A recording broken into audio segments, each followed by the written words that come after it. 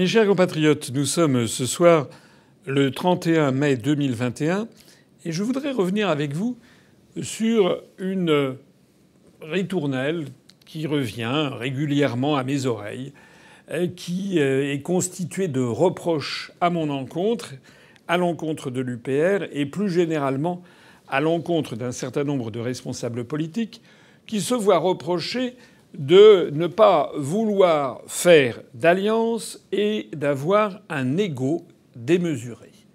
Voilà. Il y a des personnes qui se sont spécialisées notamment en me décrivant personnellement comme si j'étais quelqu'un qui avait un ego, quelque chose d'absolument incroyable, une espèce de melon général, alors qu'évidemment tous les autres responsables politiques seraient des modèles d'humilité dignes de Sœur Emmanuel.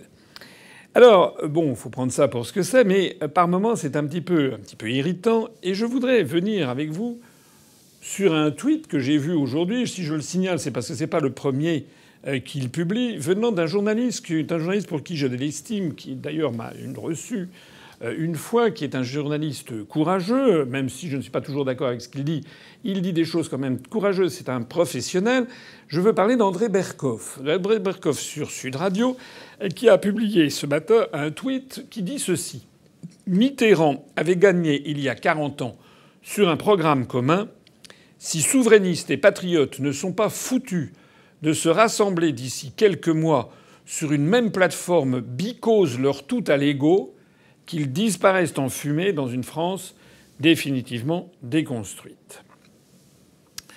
Donc pour André Berkoff, s'il n'y a pas une alliance des souverainistes et des patriotes, on ne sait pas très bien ce que ça veut dire, on va en parler, qui se fait maintenant, eh bien ça sera fichu, et puis tout ça, ce sont des querelles.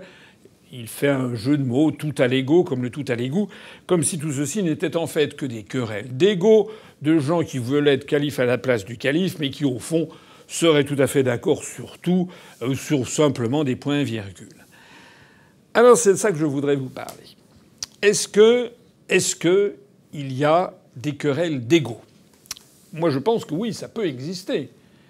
Les querelles d'ego, c'est lorsque des gens n'ont rien en fait à se reprocher sur les analyses et le programme, ou alors qui proposent des détails absolument microscopiques, mais où il y a une compétition de qui veut essayer d'être en avant.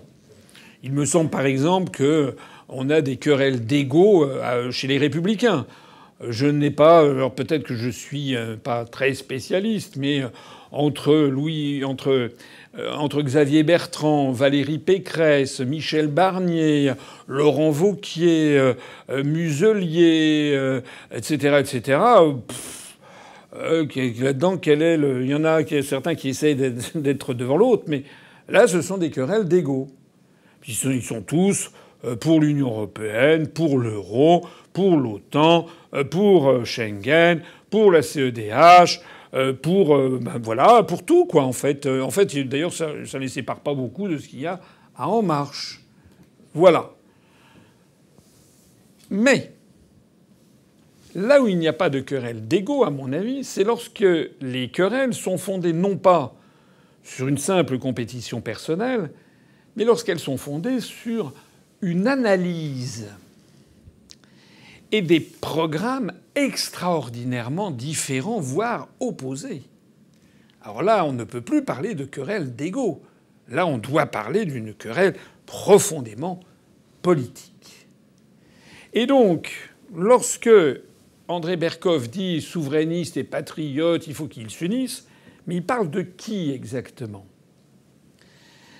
Bien entendu, quand on évoque ce sujet, surtout venant d'André Berkoff, on imagine qu'il a à l'esprit quand même le Rassemblement national, qui draine actuellement tous les regards, puisque tous les médias mettent en avant le Front national, et un certain nombre de responsables politiques s'ingénient à faire la campagne de Mme Le Pen à sa place, pour essayer de la pousser en avant.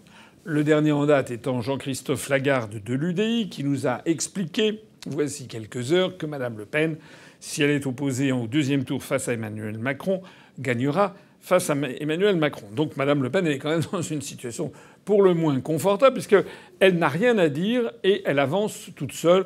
Son score monte sans qu'elle n'ait rien à dire. Et je dirais même que son score monte parce qu'elle ne dit rien. Donc plus elle se tait et plus elle monte, c'est une très bonne chose pour elle. Alors moi, je voudrais dire là-dessus quand même quelque chose à André Berkoff, mais au-delà d'André Berkoff, encore une fois, qui est un journaliste pour qui j'ai de l'estime, mais au-delà de ça, à tous ceux qui pensent, comme lui, que ce serait une querelle d'ego. Eh bien, je dirais non. Nous, à l'UPR, et moi, François Asselineau, je n'ai pas de querelle d'ego vis-à-vis de Madame Le Pen, vis-à-vis de Monsieur Xavier Bertrand, vis-à-vis de Monsieur Laurent Wauquiez, vis-à-vis de Monsieur Macron, etc. Je n'ai aucun problème d'ego. Moi, je les combats politiquement parce que l'analyse que je fais est une analyse qui est fondamentalement différente et opposée à la leur. Il faut quand même avoir singulièrement une singulière mauvaise foi pour ne pas reconnaître et ne faire semblant de ne pas comprendre ce que je dis depuis 14 ans. Cela fait 14 ans que j'explique que le problème numéro 1 de la France, il y en a d'autres bien sûr, mais le problème numéro 1 de la France, c'est que la France n'est plus dirigée par des Français. La France, elle est dirigée par des institutions multilatérales, internationales, par des traités internationaux qui décident à la place du peuple français.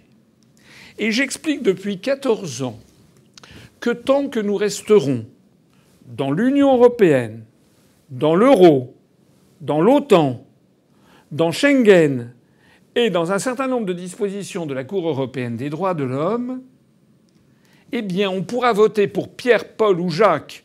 On pourra voter pour Jacques Chirac, Nicolas Sarkozy, François Hollande, Emmanuel Macron ou Marine Le Pen.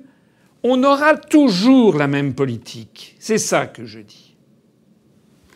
Et je demande que l'on organise des débats de fond sur cette question. Le clivage, il est là.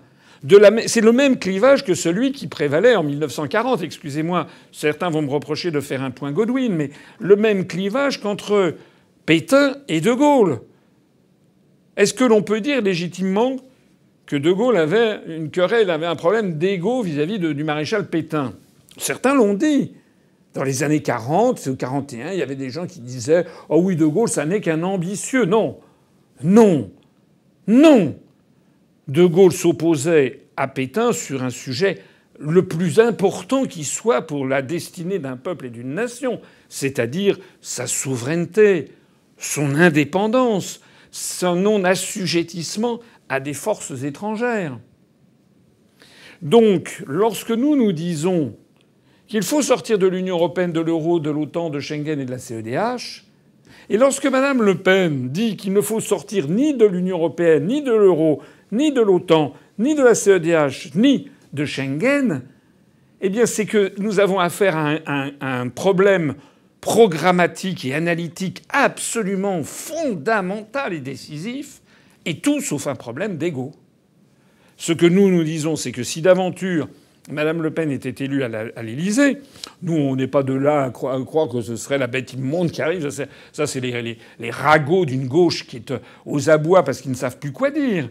Ce que nous disons, nous, c'est que Mme Le Pen serait obligée au sens fort, obligée par la loi, la loi internationale, elle serait obligée de faire la même chose que ce à quoi a été obligé Tsipras en Grèce pour l'extrême gauche, Salvini en Italie pour l'extrême droite, c'est-à-dire obligé d'appliquer les engagements internationaux de la France et donc obligé de faire la même chose que ses prédécesseurs et de tout abandonner des promesses électorales.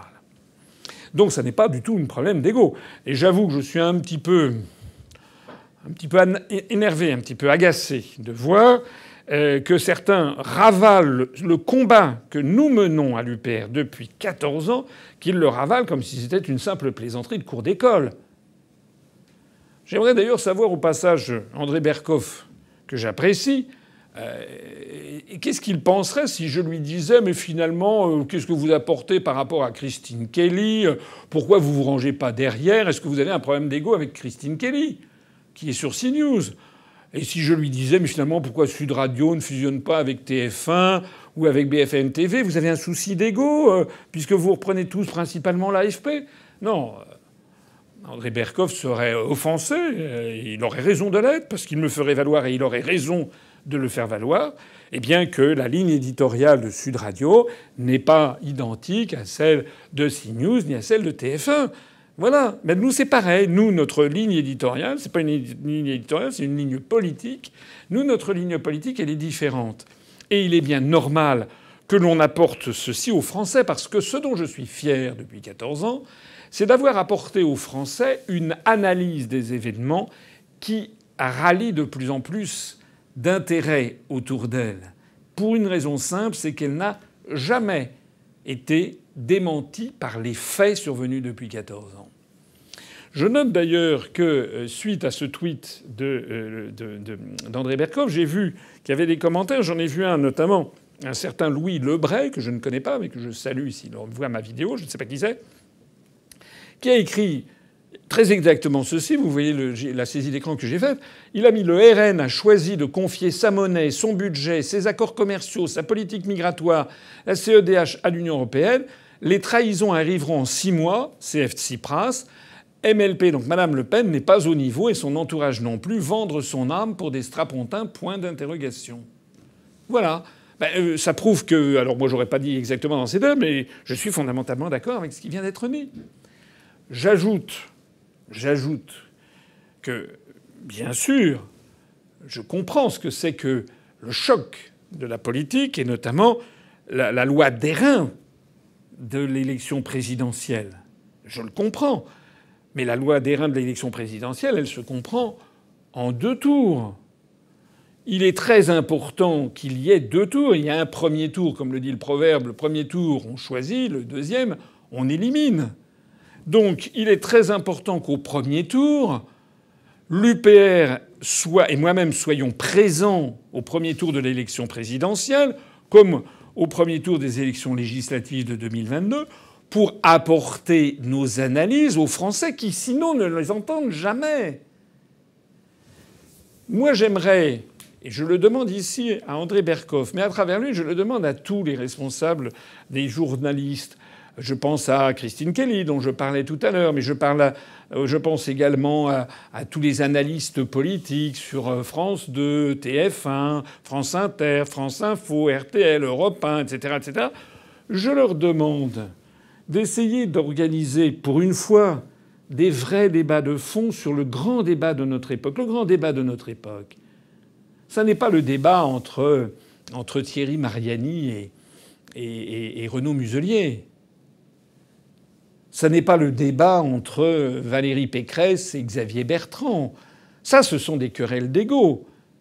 Non, le grand débat de notre époque, c'est entre ceux qui veulent conserver un État-nation qui est là pour protéger le niveau de vie, le mode de vie, l'identité nationale de sa population, et ceux qui sont favorables à la disparition progressive ou rapide des États-nations dans une espèce de grand conglomérat de pôle régional, de regroupement régional. En fait, ça n'existe guère qu'au sein de l'Union européenne et de l'Amérique du Nord.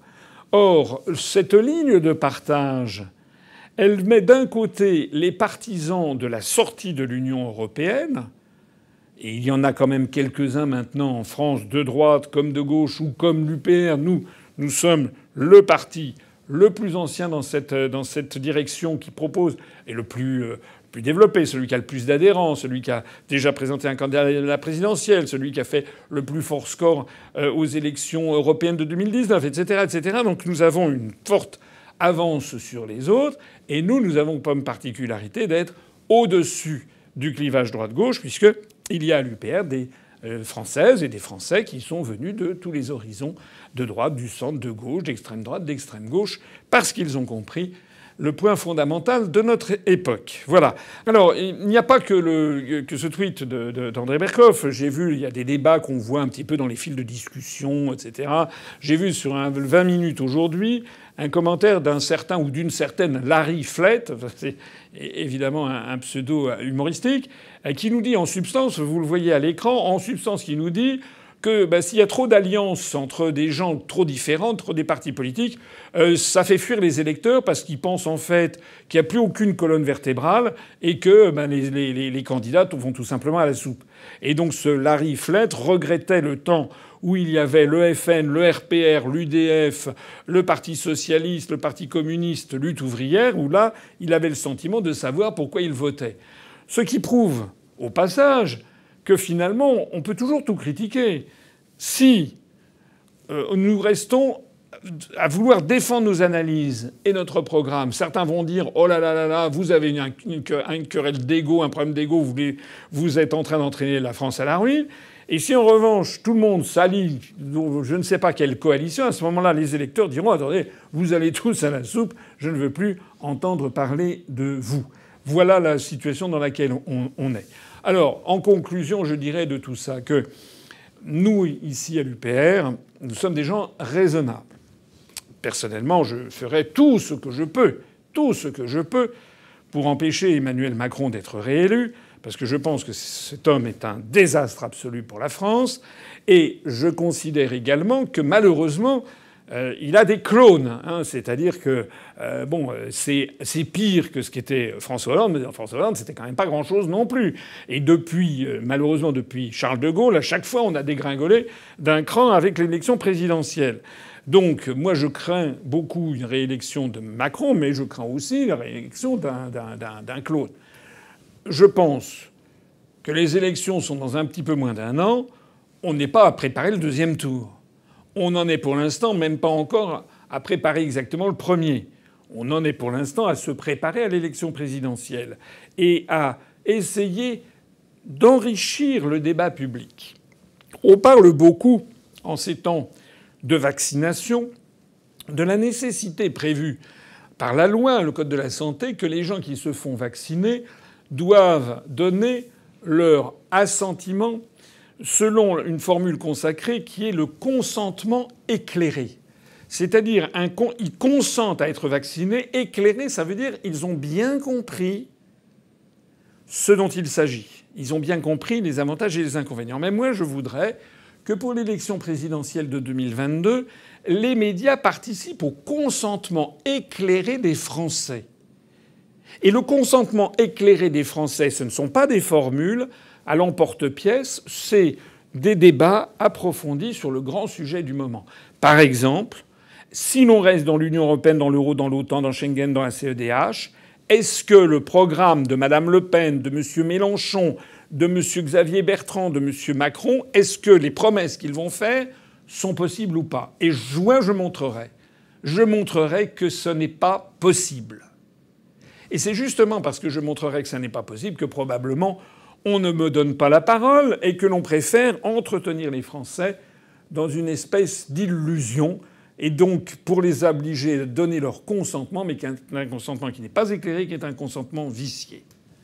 Ici, puisque je n'ai pas la possibilité d'être invité pour l'instant dans les grands médias, comme vous le savez, c'est sur UPR que ça se passe. J'ai invité et j'invite encore des responsables politiques de tous les horizons, en particulier de gauche comme de droite, ou d'extrême droite, ou d'extrême gauche. J'ai déjà invité à plusieurs reprises, je le refais encore une fois ici. Et même si ça n'est pas ici, je veux bien aller chez eux, je veux bien aller dans leur studio. Je veux débattre avec M. Mélenchon, ou avec Mme Le Pen, ou avec M. Xavier Bertrand, ou Mme Pécresse. Je veux bien débattre avec M. Jadot, je veux débattre avec Nathalie Arthaud. Mais j'aimerais vraiment débattre avec ceux dont on nous dit que ce sont des candidats qui sont parmi les favoris du système, parce que je voudrais les forcer à entrer dans le vif du sujet devant le peuple français. À ce moment-là, on s'apercevra d'ailleurs qu'il ne s'agit pas, pour ce qui me concerne, de querelles d'ego. Si j'avais un ego démesuré, ça fait belle lurette que j'aurais été ministre. Lorsque j'ai été amené à travailler fugitivement pour M. Sarkozy, j'aurais très bien pu lui dire une admiration extraordinaire que je lui portais et essayer de me faire bien voir pour ensuite essayer d'avoir un poste de ministre. Ça ne m'intéresse pas. J'ai préféré, avec, je pense, une humilité que beaucoup de gens n'ont pas, et notamment dans les milieux que je fréquente, j'ai préféré donner la priorité à ce que je crois bon pour mon pays plutôt que de faire une carrière dans les palais ministériels au détriment de ce que je pensais être bon pour mon pays. Je n'admets pas que des gens me fassent un procès en querelle d'ego quand ils ne m'ont pas permis de rencontrer en public tel ou tel responsable politique avec lesquels ils voudraient que je m'allie sans avoir fait valoir mon point de vue. En bref, je ne demande qu'une chose, c'est qu'on m'invite à débattre, mais de façon sérieuse, sur l'euro, sur l'OTAN, sur les grandes orientations des politiques économiques, sur les contraintes fixées par la Cour européenne des droits de l'homme, en matière migratoire, en matière de gestion des flux, que l'on m'invite à débattre des questions financières, etc., avec d'autres candidats, devant le public, dans des émissions de grande écoute, sur Sud Radio, sur BFM TV, sur TF1, sur France 2, sur France Inter, France Info, Europe 1, RTL, sur Radio Classique, sur CNews, etc., que l'on m'y invite, et que l'on voit que les Français puissent voir si ce qui me sépare de Mme Le Pen, de M. Mélenchon, de M. Xavier Bertrand, etc., de tous les autres candidats, et on verra à ce moment-là si c'est une simple querelle d'ego. Voilà. On verra si je n'ai rien à dire, si mes analyses sont les mêmes que les leurs, et si en fait ce n'est qu'une simple querelle d'ego. Mais si en revanche les Français se rendent compte que ce que je dis est radicalement différent de ce que disent tous les autres candidats, alors là, je suis désolé, André Berkoff, mais vous serez obligé, et avec vous tous ceux qui pensent comme vous, obligés de constater que ce ne sont pas des querelles d'ego, ce sont des querelles les plus fondamentales qui soient, c'est l'avenir de la France qui est en jeu. Vive la République et vive la France.